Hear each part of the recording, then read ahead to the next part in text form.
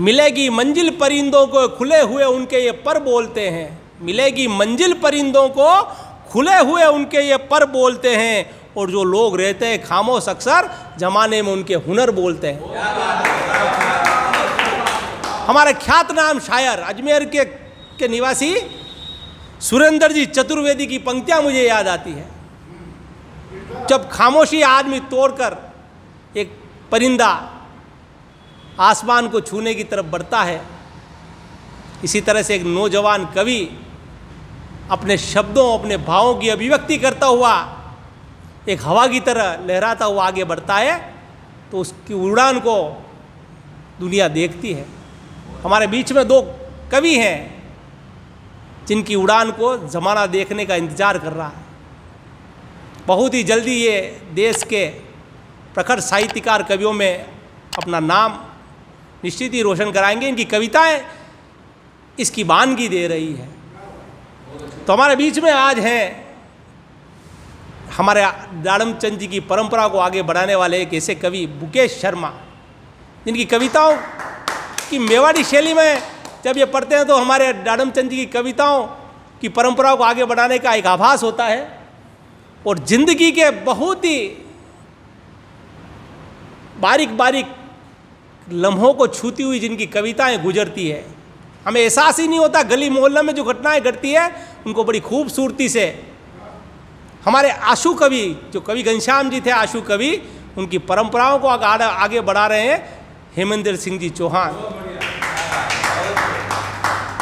ये हमारी परंपरा है मेवाड़ की।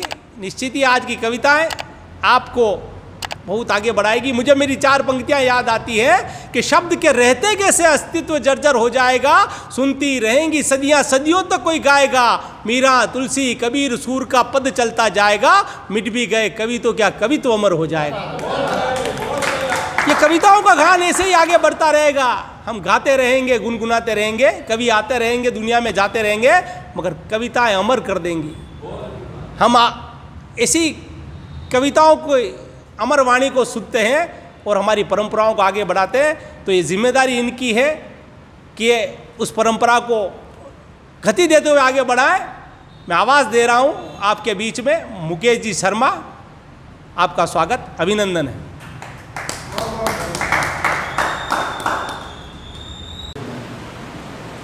माँ शारदे को प्रणाम करता हूँ।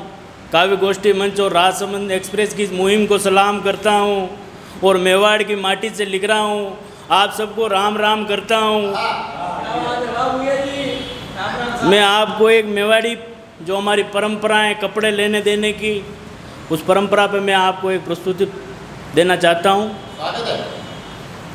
पेरावणी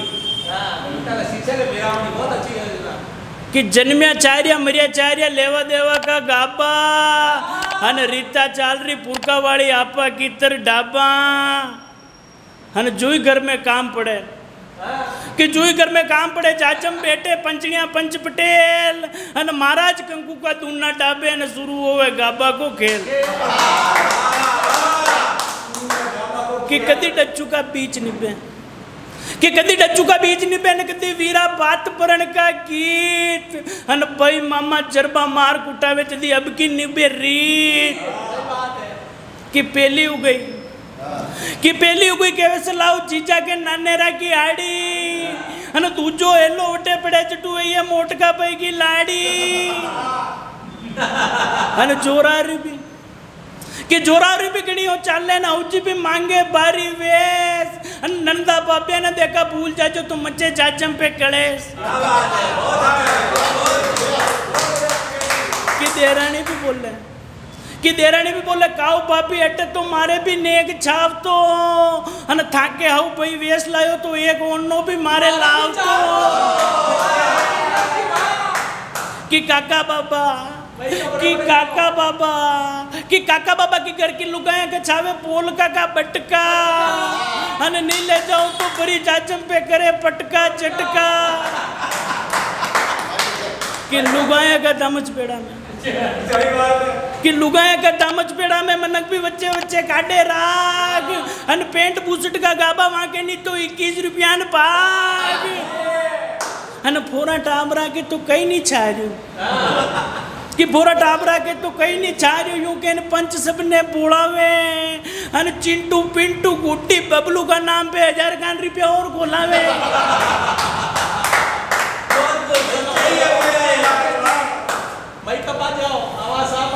और कोई रे नहीं जा, और कोई रे नहीं जा। घर का ऊंचे ऊंचे गन नाले हन एक गोडा पे तो सब गाबा मेले न हाउ हाउ दूजा पे टाले कि हाड़ी लुगड़ा वेश पागा जाजम पे लागे गाबा का डकला हन ले गया वे जो चौड़ा होवे नहीं ले गया देखे एक दूसरा की शकला कि बेड़ो बेड़ो वेवे कि बेड़ो बेड़ो वेवे पंच लगावे विने चाड़ और हाथा जोड़ी करन वो करे घर का उसको जुगाड़ हन कोई डापा चूक नहीं करते कि कोई डापा चूक नहीं करते लुगाया करे गाबा की रखवाड़ी हन वेगी वेगी बकरिया गाबा आवे रे ननदा बाबिया और हाड़ी कि और कोई रियो तो नहीं रहे कि और कोई रियो तो नहीं महाराज चेतावे सबने जोर सु बोल हन मारो भी तो लेग लाओ रे कि मारो भी तो नेग लाओ रे डोलन माँ भी डमडम बजावे ढोल कि हंगले पेरा देवे कि हंगले पेरा देवे तू भी कुछ एक जोवे हो बाट हन लुगाया पगई वड़ा के कर दे वह गाबा वाली गांठ हन कारे कि प्रेम सु ले जाओ कि प्रेम सु ले जाओ तो थाके भी आई कोई नहीं देवे भीख में हन जशो ले जाओगा वशो भी पलेगा थाने पाचो सीख में हन कोई नहीं सा नागो भर रही हो कि कोई नहीं सा नागो भर रही हो वरना थाकी माँ की पेरावनी हन प्रेम बनियो रे वैसा सबने प्रेम सुई रीत निभावनी हन फिर भी कोई दुबलो वे तो कि फिर भी कोई दुबड़ो वे तो भी न ज्यादा नहीं तलनो हन गाबा वेवे नहीं सा वेवे जरूरी है मन को मलनो जरूरी है मन को मलनो। परीक्षा में एक बच्चा 10वीं में फेल हो जाता है तो अब इकलौता बच्चा तो उसको ज़्यादा कुछ मार पीट नहीं कर सकते हैं उसको खाली ताने मारते हैं। एक मेवाड़ी में पिताजी कैसे ताने मारते हैं वो आपके सामने प्रस्तुत है कि कारे अबे रो रो न का कर रही हो रे शरीर को नाश हन बन जाऊँ अबर के जो वे जाएगा पास हन आयो रिजल्ट जद को वेरियो घर में बेड़ो बेड़ो हन पहली तो बनियो नहीं जदी माँ घर का खूब कीधो आका हेलो हन केरियो जो देखो कि केरियो जो देखो कि खाली 4 विषय में फेल भी हो हन 2 महीने हो मु 36 लायो जाने बारी खेल भी हो हन मन को वरम कार्यो कि मन को वरम कार्यो जना रिप्या वड़ा गणिया वे हन चपको यूं वेरियो जाने बनवा वाला सब कलेक्टर बनिया वे कि तू एकलो फेल तोड़ भी और कि तू एकलो फेल तोड़ भी और फेल भी थारी पूरी टोड़ी हन जना का लारे तू रोतो भरियो न गचरी भी पूरी काक रोली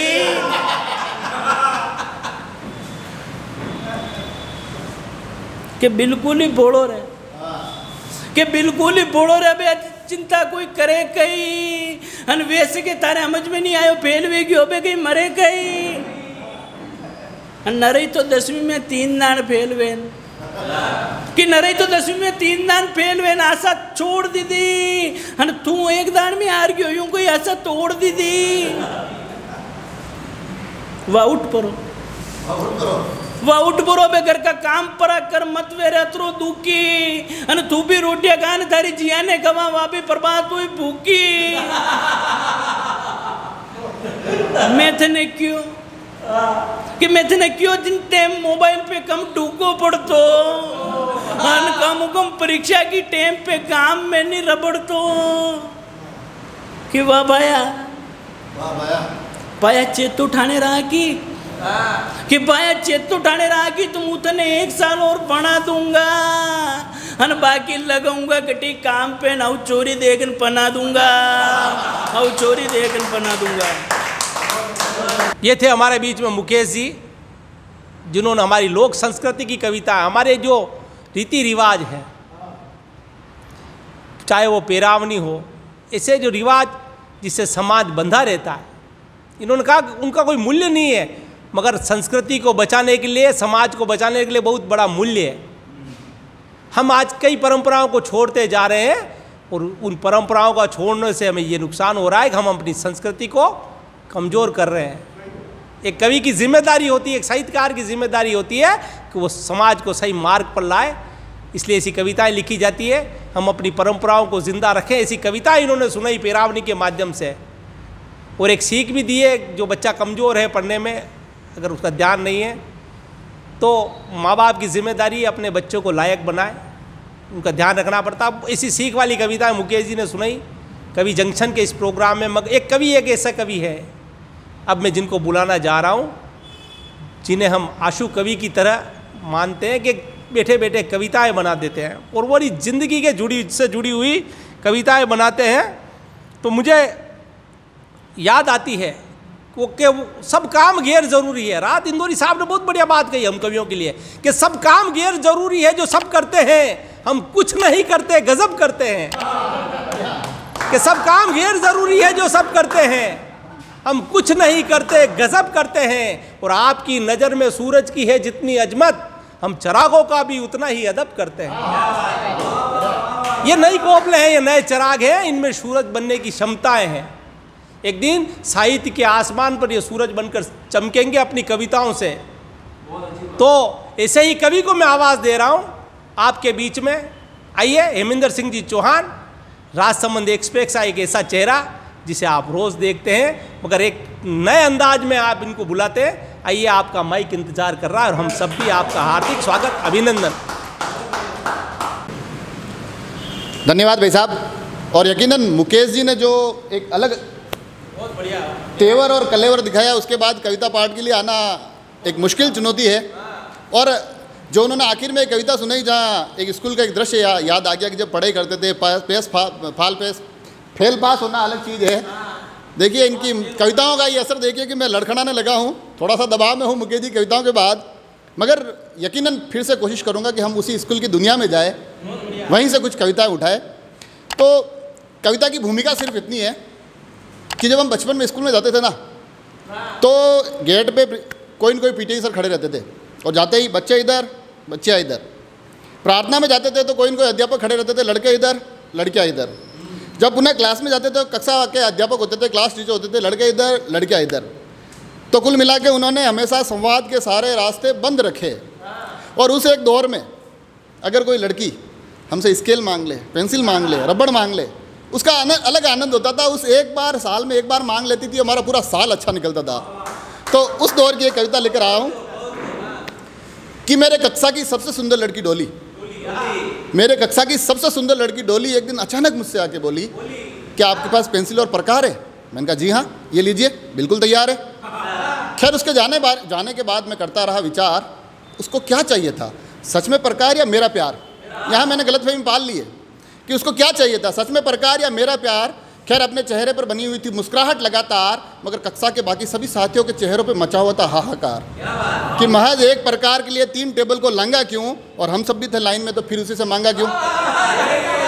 कि महज एक प्रकार के लिए 3 टेबल को लांगा क्यों, और हम सब भी थे लाइन में तो फिर उसी से मांगा क्यों। खैर अगले दिन मेरी कक्षा के बच्चे पूरी तैयारी के साथ खड़े होते हैं, सबके बस्ते नीचे एक तरफ, टेबल पे सिर्फ प्रकार पड़े होते हैं, टेबल पे सिर्फ प्रकार पड़े होते हैं। और फिर सबकी आंखों में सिर्फ डोली का इंतजार होता है। और मुझे तो उस दिन पता चला ये प्रकार भी इतने प्रकार का होता है। क्योंकि हम लोग जाते थे, अब सारे बच्चे लेके आए, कोई शक्ति जनरल स्टोर से लाया, कोई विजय जनरल स्टोर से लाया, अलग अलग प्रकार लाए, अपनी टेबलों पे रखे, और मैंने तो इतने प्रकार उसी दिन देखे थे। तो फिर सबकी आंखों में डोली का इंतजार होता है। मुझे तो उस दिन पता चला ये प्रकार भी इतने प्रकार का होता है।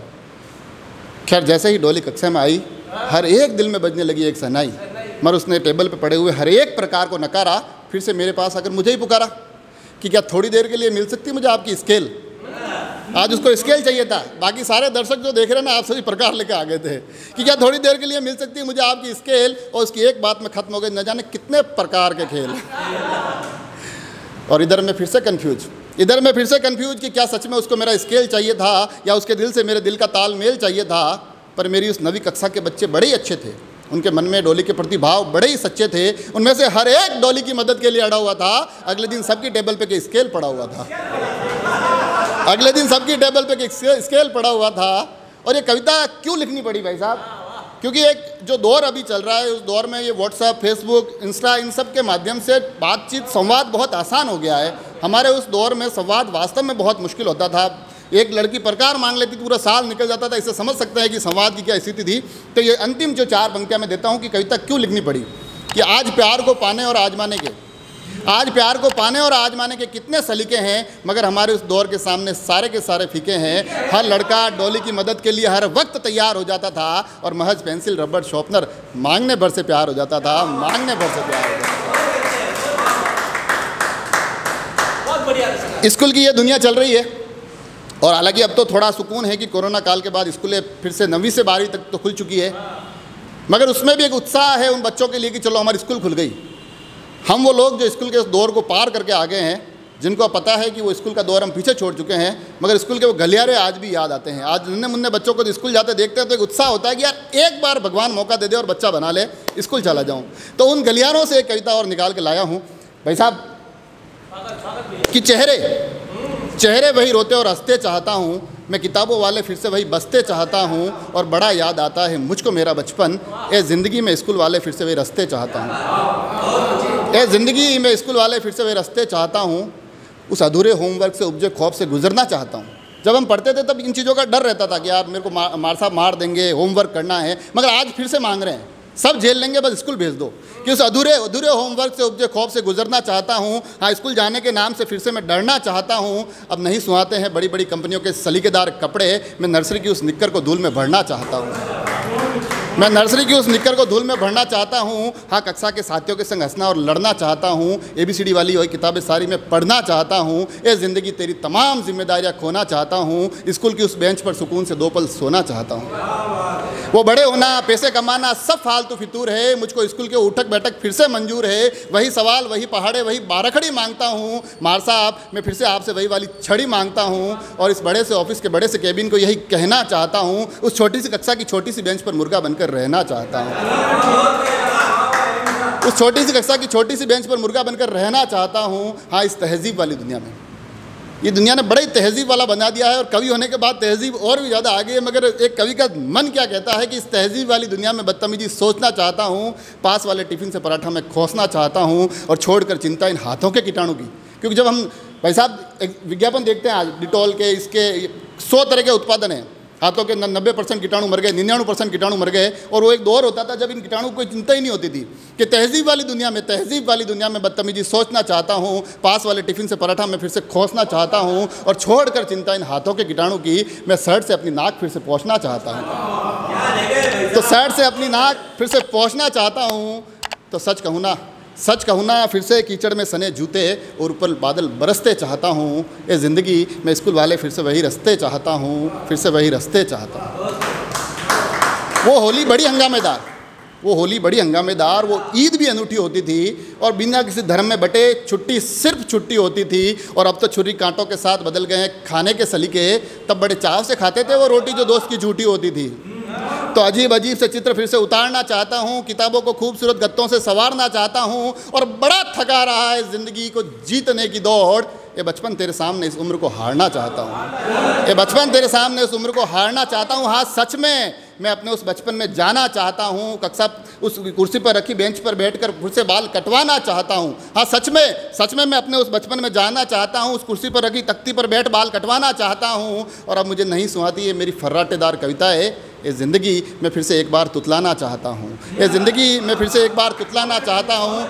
तो कक्षा के वही सारे पुराने यार चाहता हूँ, कक्षा के वही पुराने में सारे यार चाहता हूँ। उस छोटे से बस्ते में बसा वो पूरा संसार चाहता हूँ। और सोम से ही शुरू होता था इंतज़ार शनि की शाम का, कि रविवार आएगा, छुट्टी होगी, आनंद आएगा। तो उस कक्षा के सारे पुरसे यार चाहता हूँ, उस छोटे से बस्ते में बसा पूरा संसार चाहता हूँ। और सोम से ही शुरू होता था इंतज़ार शनि की शाम का, ये ज़िंदगी में फिर से वही सुकून वाला इतवार चाहता हूँ, फिर से इतवार चाहता हूँ। तब छोड़ गुड मॉर्निंग बॉस, मैं फिर से मार साहब नमस्ते चाहता हूँ। ये ज़िंदगी में स्कूल वाले फिर से वही रस्ते चाहता हूँ, रस्ते चाहता हूँ।